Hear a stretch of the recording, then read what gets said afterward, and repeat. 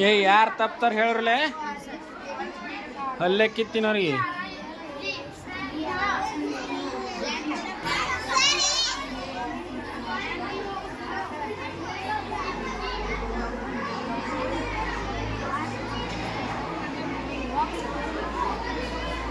ಹೇಳಿಲ್ಲ ಅಂದ್ರೆ ಹೇಳಲ್ಲೇ ಅವನು